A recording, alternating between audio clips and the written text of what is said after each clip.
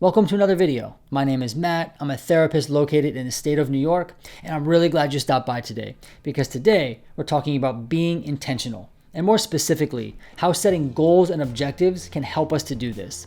But before we start, I want to let you know that I think this video will be helpful for all sorts of people. So whether you're a provider, you're someone currently in therapy, whether you're seeking out therapy, whether you want a fresh take on therapy, or if you're none of the above and you've just stumbled across this video, I think what we talk about today will be helpful for you as well. And also before we start, if you could go ahead and subscribe down below and hit the thumbs up button on this video, that would be really helpful, but only if you want to. There is no pressure.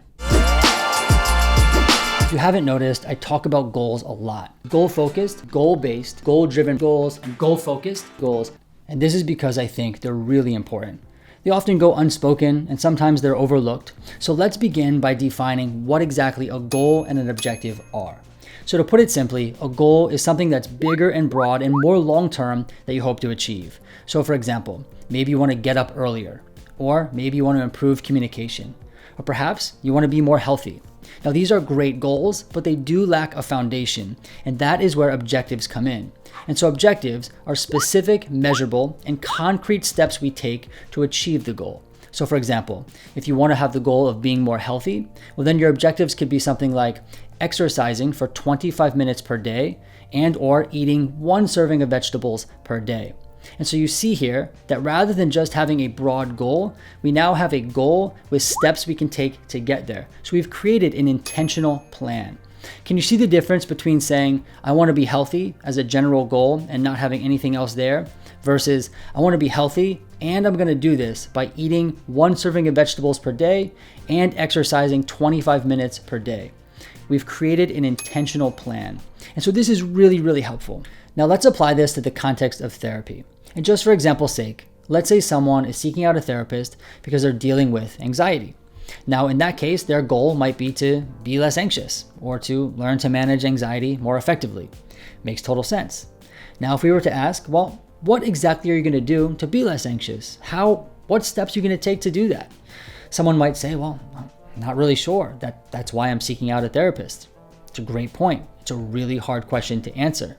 However, we do want to wrestle with this question in therapy and begin to figure out what steps we're going to take to achieve those kinds of goals. Now, for example, let's say the goal is to be less anxious and we need to come up with some objectives. One objective could be to learn 1 or 2 new CBT skills to manage anxiety. Another objective could be to maintain consistent weekly therapy sessions where anxiety is discussed and addressed. Now you can see that our broad goal of being less anxious has become an intentional plan because we've added objectives. So we don't just plan to be less anxious and have no plan for it, but we plan to be less anxious by learning CBT skills and by discussing anxiety on a weekly basis. Once again, we've now created an intentional plan. Now that we have a better sense of what goals and objectives are, let's talk a bit about why they are so helpful. And the first reason I've already mentioned, but it does not hurt to say it again, and that is that goals and objectives create intentionality. And when we create intentionality, we reduce confusion and we provide clarity. This is a good thing. The second reason why they're so helpful is because they allow us to troubleshoot. Now it's expected that as we move through therapy, or even in life in general, that goals and objectives will need to be readjusted from time to time. This is actually a good thing. And just for a minute, let's go back to the example of the person who had a goal of being less anxious, and they hope to do this with the objective of learning 1 or 2 new CBT skills. Now, let's say that person is moving through treatment and they realize that CBT skills are not really helpful. Well, we can begin to assume that maybe CBT is not very effective for their anxiety. Or let's say that same person is moving through treatment and they realize that, wow, CBT skills are really helpful. They're really improving my anxiety. Well, we can assume that CBT is effective for that person. Now, either way, what we're doing is collecting information about what works and what doesn't work, and then we adjust from there. So for the person that CBT doesn't work for, well, maybe we try something else. We try DBT or another approach. Or for the person that CBT does work for, maybe we can learn more skills. Maybe we can go deeper into CBT to learn more about it. Again, what we're doing is collecting information about what works and what doesn't work, and then adjusting from there. If we didn't have the objectives, it would be like throwing a whole bunch of things at the wall and just seeing what stuck. This is really not efficient. It wastes a lot of time and it's quite confusing actually. Another way to think about this would be to think about how a doctor prescribes medication. Now, I'm not a doctor, so please do take this with a grain of salt, but from my experience, a doctor doesn't usually say, well, here's some medication, take however much you want, during whatever time you want, whenever you want, and then let me know how you feel, and then we'll adjust from there.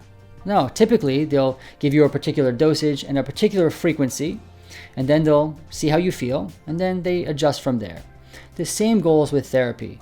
We want to set the original goal and objective in order to have some sort of foundation, and then from there, we adjust as needed. Lastly, having goals and objectives can prevent us from veering too far off topic.